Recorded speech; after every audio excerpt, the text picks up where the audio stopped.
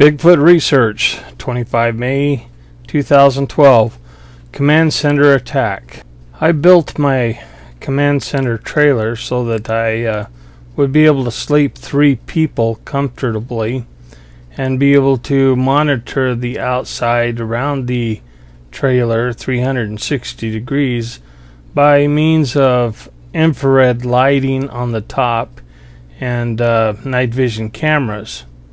The surveillance system that I was using is developed for home surveillance, and it has 4 night vision cameras, and then I added the night vision floodlights on the corner of each part of the trailer so that I could light the areas up better and see better what was going on.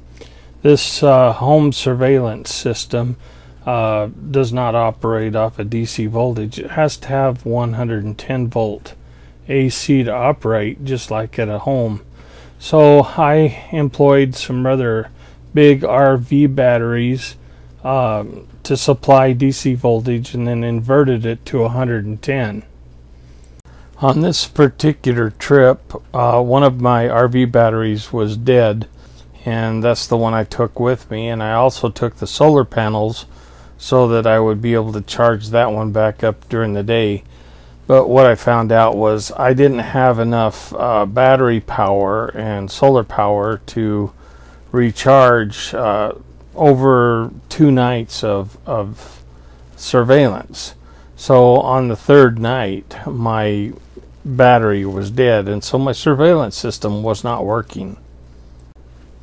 I don't know if it's called Murphy's Law or whatever it is, but you know, the time that it's most inopportune, that's when things happen. And of course on the 3rd night my surveillance system wasn't working. I was sleeping in my camper. About 4 a.m., just before the sun came up, something attacked my trailer. The attack basically was one single jolt to the trailer.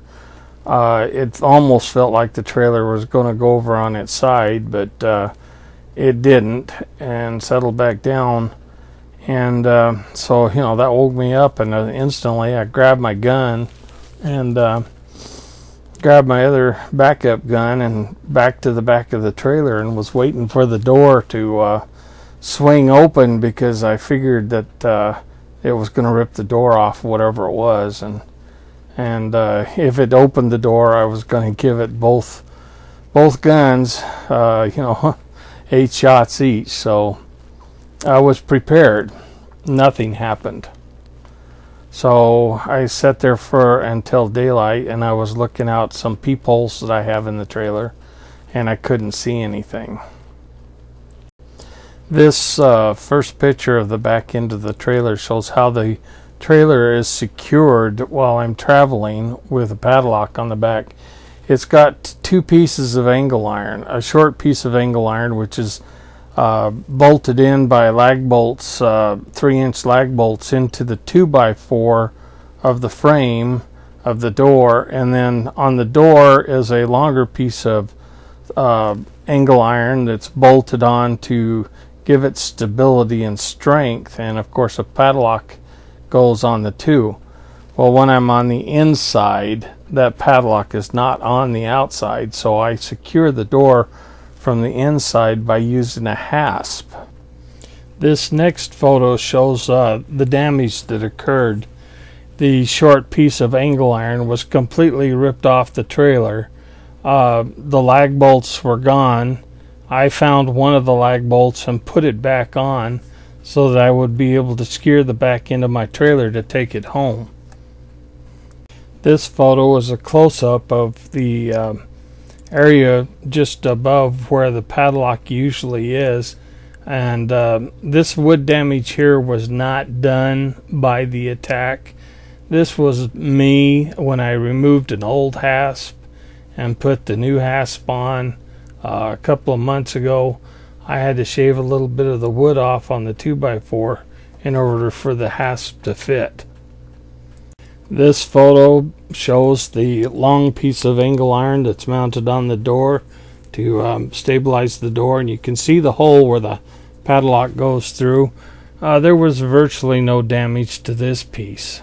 This photo shows the door from the inside, and it shows the hasp that I used to secure the door from the inside. It too was not damaged. So what was it that attacked my trailer that nearly knocked it over on its side? Was it a bear? Well, I found no claw marks in the wood, no claw marks on the metal. And the funny thing is my garbage bag was full of chicken remnants from having Kentucky Fried Chicken. And I'm sure a bear would have gone after that before it would have gone after the trailer. Was it a human with a pry bar? Again, I find no scrape marks or pry marks on the wood or the metal. And it would be an awful foolish thing for a person to do when the truck is sitting right there. They know that I'm there in the camp or in the trailer, and they're going to try to pry the door open. That would be an awful foolish thing. So what could it be? It'd have to be strong enough to be able to rip this piece of iron off of the trailer that's mounted with 3-inch lag bolts into a 2x4. That's some awesome power. Perhaps there is another explanation. I was busy the day before this event in the hot zone, and I came upon an area that had approximately 50 mounds.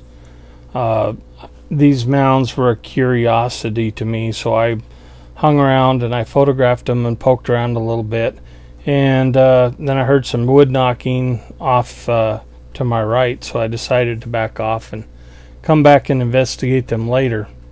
And then that night is when the event happened.